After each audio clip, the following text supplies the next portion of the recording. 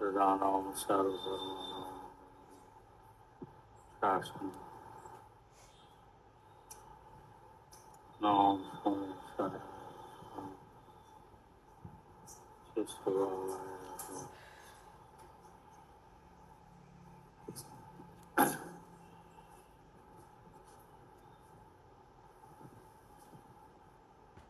ये समय सारजी ग्रंथ है और पूर्वरंगकार है।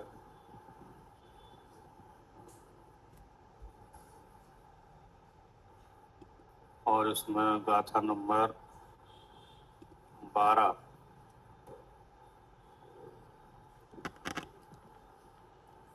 नंबर गाथा के बाद श्लोक नंबर है 5।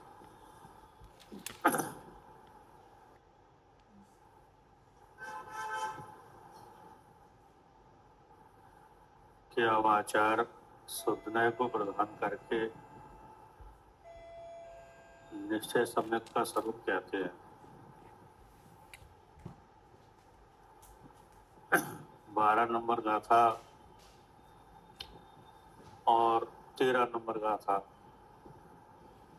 इसकी जो संधि है उसको जोड़ने वाले ये 3 श्लोक हैं। 12 नंबर गाथा से 13 नंबर गाथा को जोड़ने वाले, अर्थात 13 नंबर गाथा में जो उपदेश आएगा उसका समर्थन करने वाले ये श्लोक हैं।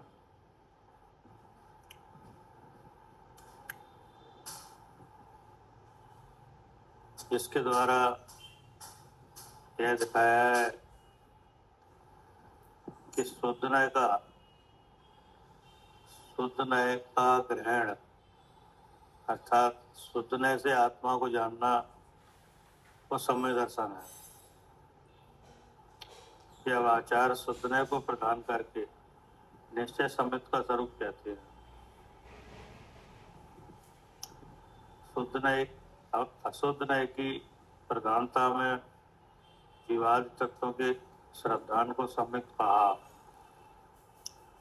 जबकि यहाँ उन जीवादि तत्वों को शुद्ध नय के द्वारा जानने से सम्यक होना कहा, ऐसा कहा जा रहा है। टीकाकार इसकी सूचना रूप 3 श्लोक कहते हैं। क्या उन जीवादि तत्वों को शुद्ध नय के द्वारा जानने से सम्यक होता है? क्या जानने से? हाँ, उन जीवादि तत्वों को, उनका मतलब है जो 7 तत्व हैं, 9 पदार्थ हैं, उनको, उन जीवादि तत्वों को शुद्ध नय के द्वारा जानने से सम्यक होता है। इसके समर्थन में तो श्लोक है ये, और इसका प्रयोग किया गया है 13 नंबर गाथा में। क्या सिद्धांतिक रूप से कहाँ दिखाया है? 13 नंबर गाथा में। प्रयोग किया गया है 14 नंबर गाथा में। और समर्थन के श्लोक ये हैं। तो इनमें ये दिखाया जाएगा कि शुद्ध नय का मतलब क्या? उन जीवादि तत्वों को शुद्ध नय के द्वारा जानने से सम्यक होता है। तो उन जीवादि तत्वों को शुद्ध नय से जानना माने क्या? इसका यहाँ पे ये श्लोक है। क्योंकि उन जीवादि तत्वों को शुद्ध नय के द्वारा जानने से सम्यक होता है, तो फिर उन जीवों को शुद्ध नय से जानना माने क्या, ये समझना जरूरी है। क्योंकि उन जीवादि तत्वों को शुद्ध नय से जानने से क्या होता है? सम्यक होता है। तो उन जीवादि तत्वों को शुद्ध नय से जानना माने क्या, ये जानना जरूरी है। क्योंकि शुद्ध नय से उन जीवादि तत्वों को जानने से सम्यक्त होता है। टीकाकार इसकी सूचना रूप 3 श्लोक कहते हैं। उनमें से प्रथम श्लोक में यह कहते हैं कि व्यवहार नय को कथनचित प्रयोजनवान कहा है, तथापि वह कुछ वस्तुभूत नहीं है। क्या वस्तुभूत नहीं है? क्या नहीं है वस्तुभूत? कि व्यवहार नय को कथनचित प्रयोजनवान कहा है। क्या मतलब है? लेकिन वह कुछ वस्तुभूत नहीं है।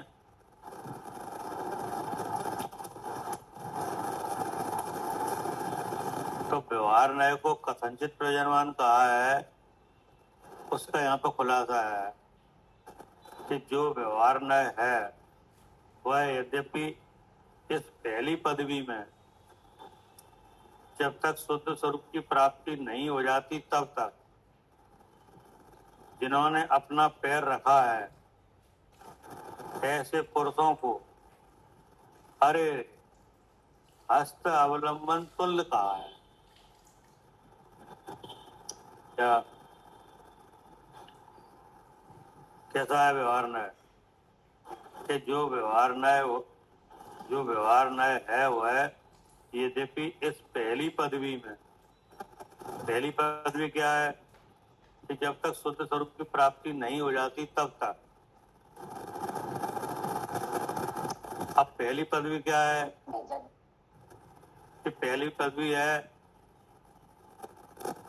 मिथ्या दर्शन, मिथ्या ज्ञान, मिथ्याचार्य। क्या ये क्या है? पहली पदवी है अनादि से जीव मिथ्या दृष्टि है। नहीं, अपने स्वरूप को नहीं जानता तो ये जीव की क्या है? पहली पदवी। अब वह सुखी होना चाहे, अपना कल्याण करना चाहे, तो उन जीवों को अर्थात मुझे यह जो व्यवहार नय का उपदेश है वो सब प्रयोजनवान है। अब उसमें क्या है कि जिन दर्शन, जिन वचनों का सुनना, जिनेंद्र भगवान का पूजन है ना, उनके वचनों को सुनना, धारण करना, यानी परद्रव्य का निमित्त मिटने की सापेक्षता से त्याग वगैरह, तो सब क्या है? सब प्रयोजनवान है। लेकिन जहाँ ज्ञान श्रद्धान की प्राप्ति हो गई तो अब यह प्रयोजनवान नहीं है। क्या? क्योंकि ये सब साधन थे साध्य आत्मा की सिद्धि के। ये सब क्या थे? साधन थे काय के? हाँ, साध्य जो अपना शुद्ध स्वरूप है उसकी सिद्धि के, प्राप्ति के, यानी ज्ञान श्रद्धान और आचरण के उपाय थे। तो जब तक साध्य आत्मा की सिद्धि ना हो तब तक तो इनका व्यवहार नय का उपदेश प्रयोजनवान है, हस्तावलंब है। लेकिन जब साध्य आत्मा की सिद्धि हो जाए तो फिर इसलिए कहा कि जो व्यवहार नय है वह यद्यपि इस पहली पदवी में, पहली पदवी का मतलब जब तक शुद्ध स्वरूप की प्राप्ति नहीं हो जाती तब तक जिन्होंने अपना पैर रखा है, कहाँ रखा है पैर? कहाँ रखा है पैर? तो पैर रखा है मोक्ष मार्ग, सुखी होने के मार्ग में। क्या अभी तो ऐसा लगता था कि विषयों में सुख है, काय में सुख है? अब विषयों का सुख काय से लिया जाएगा? इंद्रियों से, शरीर से। तो अब विषयों को ग्रहण करो और शरीर को संभालो। अगर शरीर स्वस्थ रहेगा तो हम सुखी रहेंगे, और विषय मिलते रहेंगे तो हम सुखी रहेंगे। तो सारा बल कहाँ लग रहा था? शरीर पर। विषयों में। अब किसी भले निमित्त से, नहीं भली वासना से यह विचार हुआ कि विषय में सुख नहीं है, क्या हुआ? हाँ, अब ऐसा समझ में आया कि विषय में सुख नहीं है, शरीर में भी सुख नहीं है।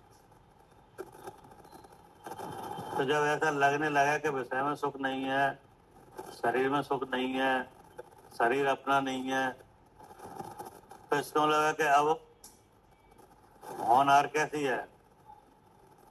हाँ भली है, नहीं तो विषय में ही सुख लग रहा है। लेकिन ऐसा निश्चय हो जाए कि अब इसमें नहीं है, तो फिर सुख कहाँ है? वो सुख हमें कैसे मिले? उसका साधन क्या है? सुख का स्वरूप क्या है? इन सब बातों का क्या हो विचार आए, तब इन सब का स्वरूप मालूम पड़े, तब उसमें प्रवृत्ति हो। तो ये है मार्ग सुखी होने का। क्या है? हाँ, ये शरीर से सुख है, विषय से सुख है, इससे अलग तरह का है। अब इस मार्ग में आप आए कि नहीं, तो आपने ये पैर रखा है मोक्ष मार्ग। आपने अपनी बुद्धि लगाई कि इधर से सुख हुआ नहीं, शरीर से सुख हुआ नहीं, विषय से सुख हुआ नहीं, धन से सुख हुआ नहीं, तो फिर सुख होगा कैसे? ऐसा विचार हुआ कि नहीं? ऐसा विचार हुआ कि मैं कौन हूँ, मेरा क्या स्वरूप है, ये भाव कैसे हो रहे हैं, इनका क्या फल लगेगा, कैसे चरित्र बन रहा है कि नहीं, सुख कैसे आए? तो जब आपको इस तरह का विचार हुआ, इस मार्ग को अपने आपने खोया, तो इसका मतलब क्या है कि पैर रखा। कहाँ रखा पैर? मोक्ष मार्ग। और पहले कहाँ रखा था पैर? संसार मार्ग। अब संसार मार्ग की सारी व्यवस्था को देख के समझ के ऐसा लगा कि यहाँ तो सुख नहीं है, और जो जीव सुखी हुए हैं, जो सुख में प्रसिद्ध हैं, उनने एक मोक्ष मार्ग अपनाया, तब हुआ। तो हमें भी क्या करना चाहिए? वही मार्ग अपनाना चाहिए। क्या?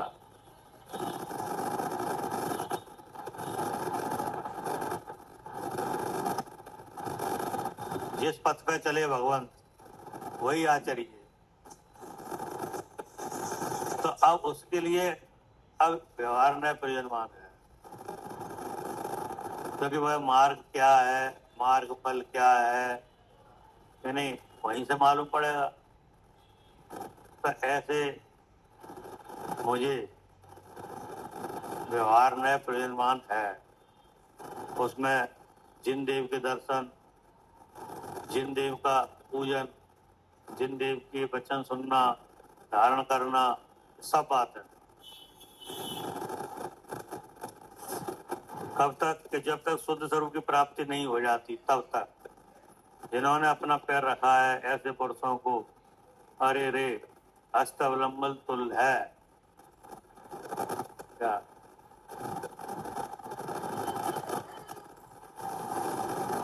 तथापि जो पुरुष चैतन्य चमत्कार मात्र पर द्रव्य भावों से रहित शुद्ध नय के विषयभूत परम अर्थ को अंतरंग में अवलोकन करते हैं,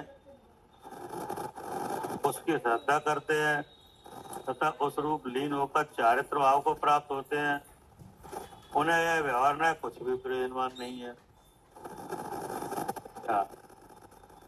अब उस व्यवहार नय का जो अस्तावलंबन है, उसके द्वारा अपना श्रद्धान ज्ञान आचरण हुआ और अपने स्वरूप में लीन होने का कार्य हुआ, ऐसे जीवों को व्यवहार नय प्रयोजनवान नहीं।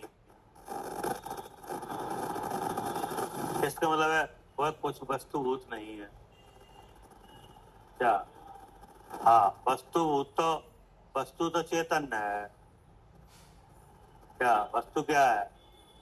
हाँ, चेतन है। और उस चेतन वस्तु का कार्य सहज ज्ञान है। और सहज ज्ञान में पर प्रकाश शक्ति है। अस्थि नास्ति धर्म है। तो अस्थि भाव में स्वयं प्रकाशमान है। और देह के जो भाव हैं, शुभ अशुभ भाव हैं, मन वचन काया के योगों की प्रवृत्ति है, सुख दुख रूप भाव है, ये सब भाव क्या है? चित्त है। और स्वयं भी किसी रूप, इसलिए कैसा है?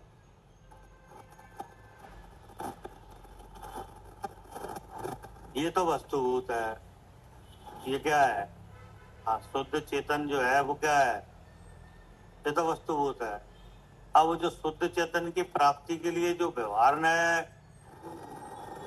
उसमें शुभ शुभ क्रिया है, क्या शुभ भाव है, उसके लिए वचनों का आलम्बन है, क्या? तो ये सब उसमें नहीं है वस्तु में। हाँ, उस वस्तु को जानने के लिए ये साधन है। लेकिन जब वो वस्तु प्राप्त हो जाए तब ये कुछ वस्तुभूत नहीं। फिर तो जो अपना स्वरूप है वही वस्तु है। और उसी में स्थिर होना हमारा क्या है? कार्य है। भावार्थ है कि शुद्ध स्वरूप का ज्ञान, श्रद्धान तथा आचरण होने के बाद अशुद्ध न कुछ भी प्रयोजनकारी नहीं है। वे सब उपाय रूप थे। जिन देव के दर्शन, जिन देव का पूजन, जिन देव के वचनों का सुनना, अणव्रत महाव्रत धारण करना, ये सब क्या है? उपाय रूप। हाँ, किसके उपाय रूप? के निःशुद्धात्मा के ज्ञान, श्रद्धान और आचरण।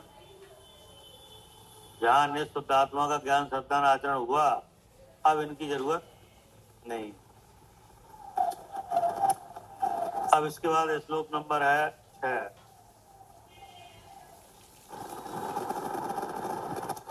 कि अब निश्चय सम्मित का स्वरूप कहते हैं। तो ऊपर आया था ना कि शुद्ध न्याय को प्रदान करके निश्चय सम्मित का स्वरूप कहते हैं। तो अब इसका बताया जाएगा शुद्ध न्याय को प्रदान करना माने क्या? क्या हम ऐसा करें, क्या हम ऐसा जाने जिससे शुद्ध न्याय का क्या हो जाए? शुद्ध न्याय प्रदान हो जाए। हम क्या ऐसा जाने, क्या हम क्या ऐसा करें है? क्या हम ऐसा करें जिससे शुद्ध न्याय प्रदान हो जाए? तो करें कि जाने? हाँ, कि अब ऐसा विचार करो कि हम क्या ऐसा जाने जिससे क्या हो जाए? जानने में शुद्ध न्याय प्रदान हो जाए। और जहाँ शुद्ध न्याय प्रदान हुआ उससे फल क्या है? सम्यक दर्शन। शुद्ध न्याय के प्रदान होने का मतलब क्या है? सम्यक दर्शन। तो हम क्या ऐसा जाने जिससे शुद्ध न्याय प्रदान हो जाए और सम्यक दर्शन हो जाए? अर्थात निःशुद्धात्मा का यथार्थ जानना हो जाए, यथार्थ प्रतीति हो जाए और यथार्थ आचरण हो जाए। क्या? तो हम ऐसा क्या जाने के करें? कि जानना है, करना नहीं। अगर कुछ करना भी है तो वह जानने के लिए है। क्या? करना किस लिए? जानने के लिए। जैसे अभी आप क्या कर रहे हो? साथ सुन रहे हो, पढ़ रहे हो कि नहीं, तो ये किस लिए कर रहे हो? हाँ, कि शुद्ध आत्मा को जानने के लिए, तो वैसे ही पढ़ रहे हो। किस लिए पढ़ रहे हो? कि हमारा तो नियम है पढ़ने का। पर नियम है इसलिए पढ़ रहे हो कि पढ़ के कुछ जानना चाह रहे हो कि नहीं अपने को? तो इसका मतलब है कि ये जो पढ़ने का कार्य है ये भी जानने के लिए है। तो अब हम क्या ऐसा जाने जैसे शुद्धना क्या हो जाए, प्रधान हो जाए, और उसके शुद्धना के प्रधान होने का जो फल है सम्यक दर्शन, वो हो जाए, उसका यहाँ पे स्वरूप बताया जा रहा है। श्लोक नंबर 6। एकत्वे नियतस्य शुद्धनयतो व्याप्तुर्दस्यात्मना पूर्ण ज्ञान घन सुदर्शन में द्रव्यांतरे सम्यक दर्शन में देव नियमकारात्म तावानयम् तन्मुक्त्वा नवतत्त्व संतति में आत्मात्म एकस्तु न। क्या निश्चय सम्यक का स्वरूप कहते हैं कि इस आत्मा को अन्य द्रव्यों से पृथक देखना, श्रद्धान करना, नियम से सम्यक दर्शन आ गया। शुद्ध नय का प्रधान माने क्या कि इस आत्मा को माने अपने को क्या करना कि इस आत्मा को अन्य द्रव्यों से पृथक देखना। अन्य द्रव्यों से क्या देखना? पृथक देखना। अन्य द्रव्यों से पृथक देखना ही नियम से सम्यक दर्शन है। अब इसमें शब्द आया नियम से। अन्य द्रव्यों से अगर आप पृथक देखोगे अपने को, तो आपको नियम से क्या कहा जाए? हाँ, नियम से सम्यक दर्शन हुआ कहा जाए। क्या होने पर?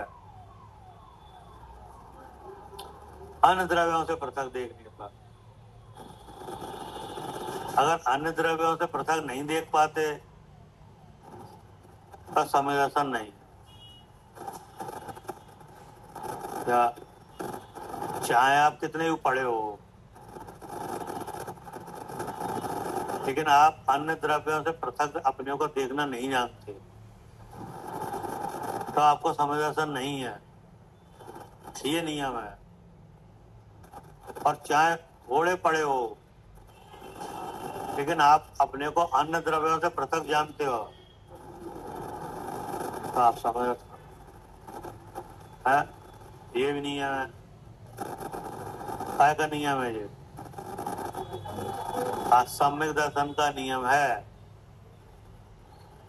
सम्यक दर्शन का यही नियम है कि जो जीव अपने को अन्य द्रव्यों से पृथक देखना नहीं जानता, तो वो चाहे कितना पढ़ा हो, सम्यक दर्शन नहीं है। और जो जीव अपने को अन्य द्रव्यों से पृथक जानता है, बिल्कुल भी पढ़ा नहीं हो, तो अभी नियम से क्या है? सम्यक दर्शन है। पढ़ना लिखना ये अन्य द्रव्य से पृथक देखने के लिए। क्या पढ़ना? कि जिन देव के वचनों को सुनना, पढ़ना, धारण करना, अभ्यास करना, सब किस लिए है? अन्य द्रव्यों से अपने को पृथक देखने के लिए।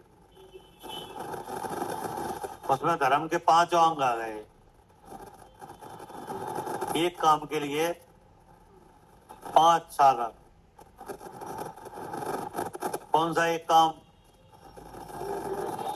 अपने को अन्य द्रव्य से पृथक देखने का काम, उसके लिए 5 साधन कि जिन देव के दर्शन, जिन देव के पूजन, स्तुति, वंदना, जिन देव के वचनों को सुनना, धारण करना, उनके निकटवर्ती होना और अनुरूप परिवर्तन करना, ये सब कार्य है। इसलिए अन्य द्रव्यों से पृथक देखने की। तो अगर इन साधनों को जो भी साधन बन जाए उसमें रहकर अगर आप अन्य द्रव्यों से अपने को पृथक देखते हो तो नियम से क्या है? समय दर्शन। और ये सब साधन अपनाए जाएं और अन्य द्रव्यों से पृथक नहीं देख पाओ तो समय दर्शन। चाहे कितना कठोर तप हो, क्या चाहे कितने से बड़ा त्याग हो, क्या चाहे कितने बड़े हो, चाहे कितनी आपको भक्ति हो भगवान की, यानी खूब बड़े भक्त हो, लेकिन अन्य द्रव्यों से पृथक देखना नहीं जानते तो समय दर्शन नहीं हो पाया। भगवान के बड़े भक्त तो रावण भी थे, रावण के जी क्या बड़े भक्त थे कि नहीं? उन्हें भक्ति दिखाई कि नहीं, कि अपने शरीर के अंगों को उनकी भक्ति के निमित्त में लगाया।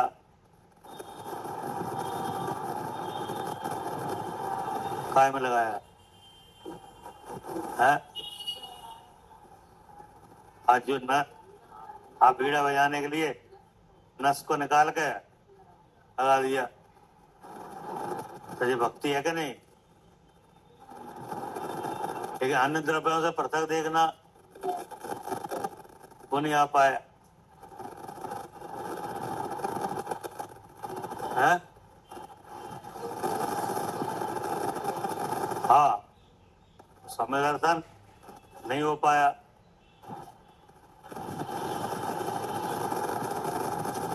है ना? अब एक जीव शेर की पर्याय में, एक जीव कौन है? शेर की पर्याय में। लेकिन भक्ति तो वहां कुछ नहीं दिख रही, अन्य द्रव्यों से पृथक देखना आ गया। क्या अन्य द्रव्यों से पृथक देखना आ गया तो तीर्थंकर बन गए, केवली बन गए।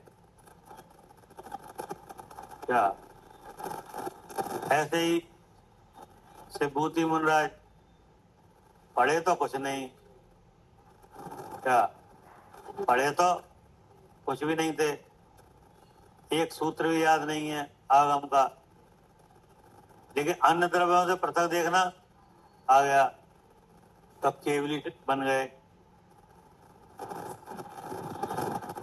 इससे क्या सिद्ध हो रहा है कि अन्य द्रव्यों से पृथक देखना क्या यही सम्यक्त का क्या है? हाँ, नियम है। कैसे भी करके ये ऐसी विद्या हासिल करो, अपने में प्रकट करो, जैसे अन्य द्रव्यों से अपने को पृथक देखना आ जाए। और कोई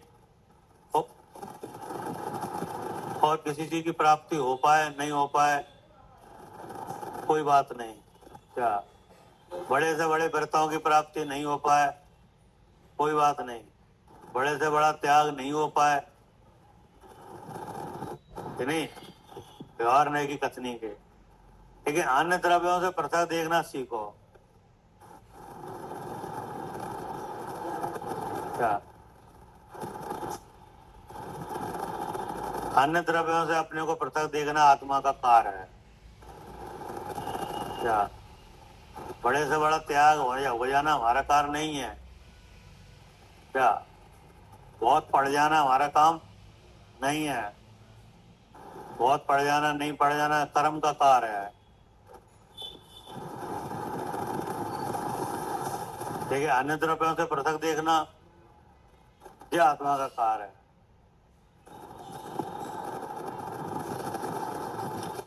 इसलिए कहा कि इस आत्मा को,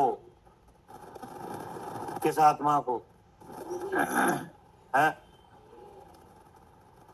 किनको, कौन है वो? हाँ, कि अपने को, जो देह में विराजमान है और क्या कर रहा है, जान रहा है, तो उस जानने वाले को अन्य द्रव्य से पृथक देखो। कि इस आत्मा को अन्य द्रव्यों से पृथक देखना, श्रद्धान करना, देखना माने श्रद्धान करना ही नियम से सम्यक दर्शन है। यह आत्मा अपने गुण पर्यायों में व्याप्त रहने वाला है। क्या जिसे अन्य द्रव्यों से पृथक देखा जाएगा वो कैसा है? हाँ, अपने गुण पर्यायों में व्यापने वाला है। और रहता कहाँ है? देह में। तो देह में रहता है, लेकिन देह में रहता हुआ भी देह में व्यापने वाला नहीं है। देह के गुणों में व्यापने वाला नहीं है। देह के द्रव्य में व्यापने वाला नहीं है। देह के भावों में व्यापने वाला भी नहीं है। क्या ना तो देह के द्रव्य में व्यापने वाला है और ना देह के गुण में व्यापने वाला है और ना देह के भावों में व्यापने वाला है। कौन? आत्मा। कहाँ रहता है? देह में, लेकिन देह के द्रव्य में नहीं व्यापता, क्योंकि देह का द्रव्य उद्गल है जो कि जड़ है, अचेतन, क्योंकि अचेतन है और आत्मा चेतन है। इसका मतलब है देह में व्यापने वाला, देह के द्रव्य में व्यापने वाला। अब देह के द्रव्य के गुण है तो स्पर्श रस गंध वर्ण आदि किसके गुण है? देह के द्रव्य के, उद्गल के। ठीक है, उसका गुण इससे अलग है। हाँ, वो ज्ञान दर्शन वाला चेतना रूप है और ये स्पर्श रस गंध वर्ण है कि नहीं? जो स्पर्श रस गंध वर्ण वाला उद्गल द्रव्य के गुण है वो बंधता है और खुलता है, और जो ज्ञान दर्शन वाला है वो हाँ, न बंधता है न खुलता है, वो तो एक रूप है। अब जो उद्गल द्रव्य का भाव कार है, तीन शरीर रूप है, उसमें बहुत से भाव हैं। उसमें क्या है? उस द्रव्य के बहुत से भाव हैं।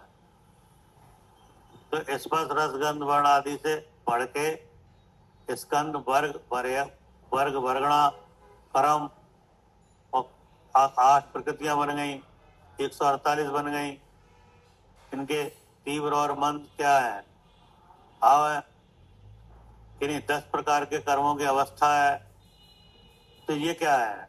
बहुत से भाव है कि नहीं? और अपना एक भाव है, चेतन भाव, और अन्य द्रव्य के बहुत से भाव हैं। इसलिए उनसे कैसा है? अलग है। अब जो अन्य द्रव्य के भाव हैं उनमें एक अशुद्ध भाव है। उनमें से क्या है? एक अशुद्ध भाव है। वो अशुद्ध भाव क्या है? कि हाँ, अशुद्ध भाव है कि शरीर में हो। तो ये भी क्या है? अन्य द्रव्य का भाव है, इससे भी अलग है। है ना। तो कैसा है वह जो अन्य द्रव्य के भावों से अलग है? वो कैसा है कि अपने गुण पर्याय में व्यापने वाला है, इनमें व्यापने वाला नहीं है। तो अपना गुण क्या है? अपना गुण क्या है? चेतन। और उस चेतन का कार्य है सहज ज्ञान, सहज दर्शन। तो वह चेतना है, वो क्या है? क्या? वो सब गुणों में व्याप रही है, अपने में, अपने गुण पर्याय में सब में व्याप रहा है। हर गुण चेतना से क्या है?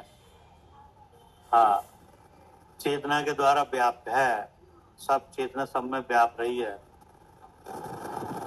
क्या? ज्ञान, दर्शन, सुख, जितने भी गुण हैं सब सब सब काय में व्याप रहे हैं, चेतना। और वो चेतना क्या है? कि वो गुण है। गुणी कौन है? कि आत्मा है। तो वह अपने गुण पर्याय में व्यापने वाला है ना। कि यह आत्मा अपने गुण पर्याय में व्याप्त रहने वाला है, क्योंकि पर के गुण पर्याय के साथ रह रहा है, फिर भी वह किसमें व्यापने वाला है? अपने गुण पर्याय।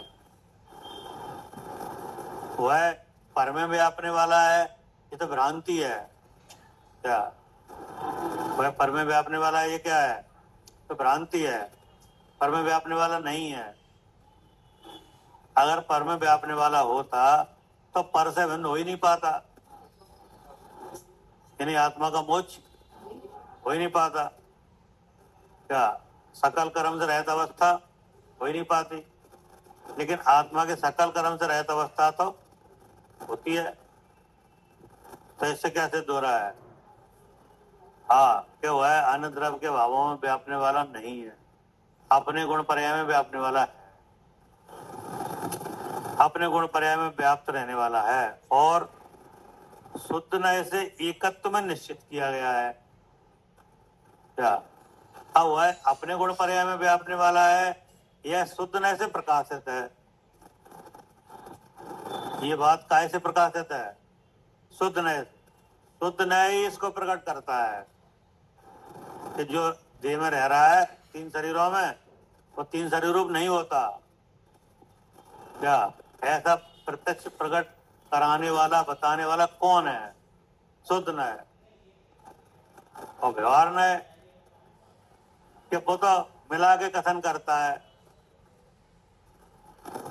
तो उससे तो ये बात प्रकट नहीं हो पाएगी कि अपने गुण पर्याय में व्यापने वाला है कौन? आत्मा। तो इस बात को कौन प्रकट कर रहा है? शुद्ध नय। शुद्ध नय इस बात को प्रकट कर रहा है कि जो आत्मा देह में प्राप्त है,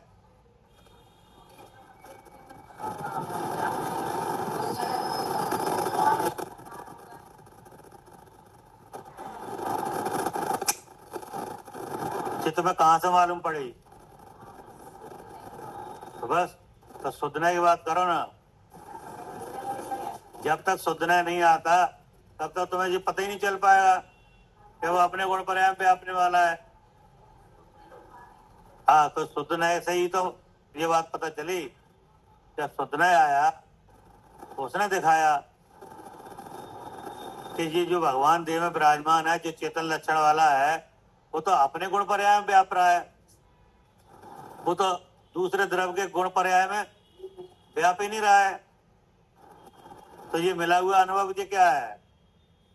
ये तो मोह है, भ्रांति है।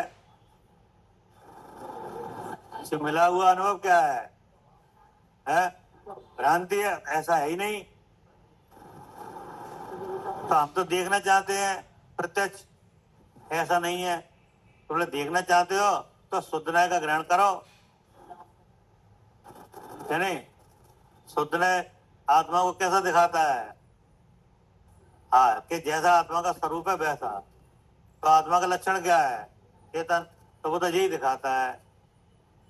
कि जो मनुष्य है, जो मनुष्य भाव में प्राप्त है, जो सुख दुख में रह रहा है, जो रागी देसी मोही है, वो चेतन भी है।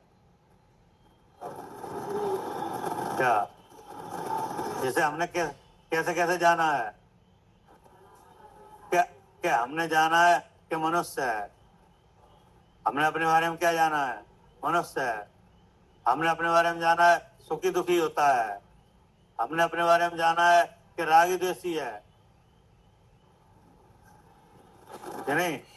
अब शुद्ध ने कहता है कि जिसे आपने ऐसे ऐसे रूपों में जाना है, क्या वो केवल चेतन लक्षण वाला है, इतने वेदों वाला तो नहीं है। तो आपको भ्रांति हो रही है, वो ऐसा है ही नहीं, ऐसा मनुष्य नहीं है कि मनुष्य तो ये पुद्गल की आकृति है, तो नाम कर्म से रचित है। अगर वह मनुष्य है तो फिर देव कैसे होगा। अगर मनुष्य ही है तो मनुष्य ही रहे, देखो तो वो तो बदल जा रहा है। तो इसमें इससे अलग है और जीव वही है, और शरीर बदल गया, इसको इस वाला नहीं है। अगर पुण्य पाप वाला हो तो पुण्य में पुण्य वाला ही रहे, वो तो पाप वाला भी हो रहा है। और फिर पुण्य पाप खत्म हो गए, अकेला चेतन द्रव्य भी हो रहा है, तो इसका मतलब क्या है, पुण्य पाप वाला भी नहीं है। तुमने गलत मान रखा है। क्या आपने अपनी बुद्धि में असत कल्पना करके रखी है, ऐसे हमें, तुम है ही नहीं ऐसे, सब रागी द्वेषी तो है ही, कि रागी द्वेषी भी नहीं है। क्या वो तो अज्ञानमय भाव है। राग द्वेष मोह क्या है, अज्ञान। तुम उसे नहीं जानते हो क्या, उस अपने शुद्ध चेतन द्रव्य को नहीं जानते हो कि नहीं, पर से भिन्न नहीं जानते हो। तो नहीं जानते, इसकी इस बात का क्या है, अज्ञान है। इसलिए यह जानना हो रहा है कि राग हम करते हैं। अगर उसे जानते तो तो ऐसा लगता ही नहीं कि रागी है कि नहीं। तो जिसे आप इस तरीके से जानते हो, उसको शुद्ध ने बतलाता है कि शुद्ध ने कहता है कि वह ऐसा नहीं है, वह एक असाधारण लक्षण वाला है। वह असाधारण लक्षण क्या है, चेतन लक्षण वाला है। और उस चेतन के जो परिणाम है वे दर्शन और ज्ञान उस वाला है कि नहीं।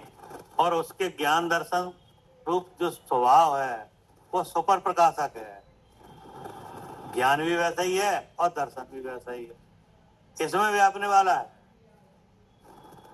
अब उसके ज्ञान दर्शन में स्वयं भी जानने में आता है, पर भी जानने में आता है, लेकिन किसी रूप, जैसे कैसा है, ऐसा है। जैसा आप समझ रहे हो वैसा नहीं है। तो ऐसा दिखाने वाला कौन है, शुद्ध न है। तब जब आपने शुद्ध न लगाया कि नहीं, अर्थात अलग देखने का काम किया, किसे, अपने को अलग देखने का जो काम किया, तो आत्मा दिख जाएगा कि नहीं। तो अब अलग किससे अलग है,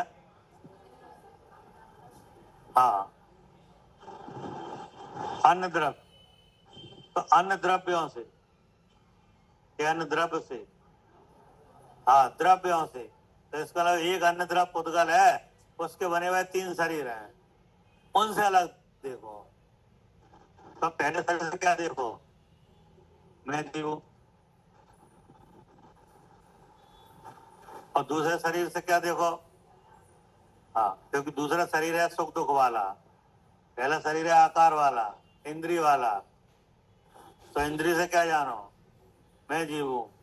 अब इंद्रिय के भीतर भाव इंद्रिय है कि नहीं, भाव इंद्रिय के साथ विषय विषयी संबंध हो रहा है। अब वो विषय कौन सा आता है, ये कौन निश्चित करता है?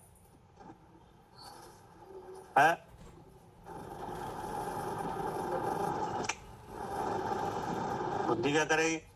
बुद्धि तो निर्णय लेगी। वो विषय कौन सा आता है वेदन में? तो क्षयपसम में का क्षयपसम है तो वो आएगा, तो आ जाएगा वेदन में। लेकिन कौन सा आएगा?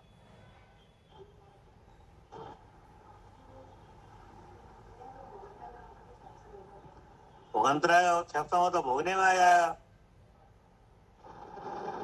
उसमें शरीर लग भी जाएगा। ठीक है, कौन सा आएगा?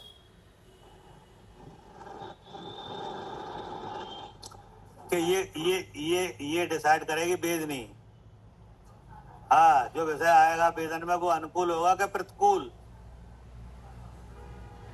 अभी तो वेदन में लपट आ रही है, नहीं आ रही? तो ये कौन सी इंद्रिय से आ रही वेदन में? तो स्पर्श इंद्रिय क्षयपसम है। अब लपट विषय आ गई, वेदन में आ गई, तो ये लपट ही क्यों आई? ठंडी हवा क्यों नहीं आई? हाँ, सादा उदय है। हाँ, ये सादा होती तो चाहे कहीं आग लग रही हो, तुम्हें आता क्या? अनुकूल आता। तो नहीं, अच्छी लगेगी वो अलग बात है। हाँ, कोई फर्क नहीं। देखिए, तुम्हारे वेदन में वही आ रहा है जो हाँ ऐसा आता है। क्षयपसम तो है, क्षयपसम है। अगर साता का आ जाता तो भी क्षयपसम से ग्राहक हो जाता। वो तो इंद्रिय संबंधित है। देखिए, विषय कौन सा आएगा ये कौन डिसाइड करेगा? वेद नहीं है। हाँ, नहीं तो उससे आपने जाना कि मैं ज्ञान स्वरूप हूँ कि नहीं, और ज्ञान स्वरूप है वो। अब ऐसा आपने जाना शुद्ध चेतन, तो ये हुआ अन्य तरफ से करते। ऐसे जानने का नाम सम्यक ज्ञान है, और जानने से जो प्रतीति हो उसका सम्यक दर्शन। ठीक है, इसके बाद अब कल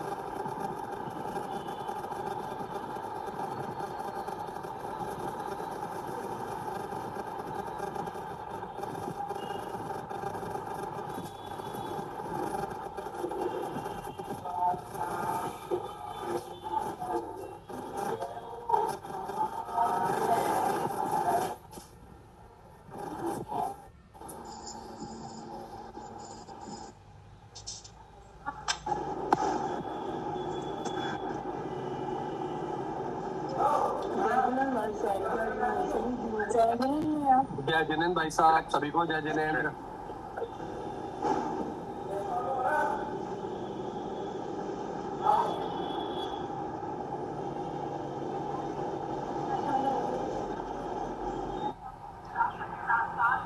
जय जिनेन्द्र भैया।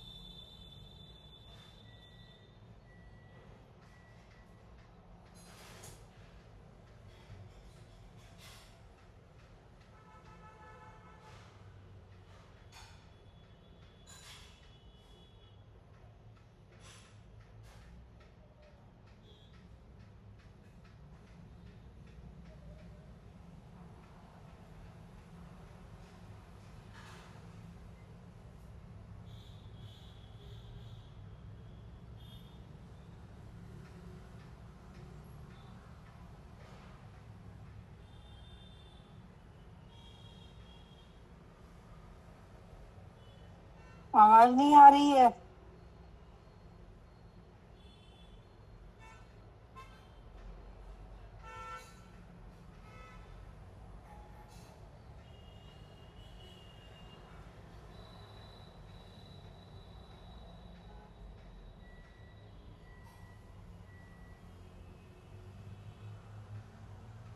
आवाज नहीं आ रही है। अब चल थोड़ी रहे हो, खत्म होगा।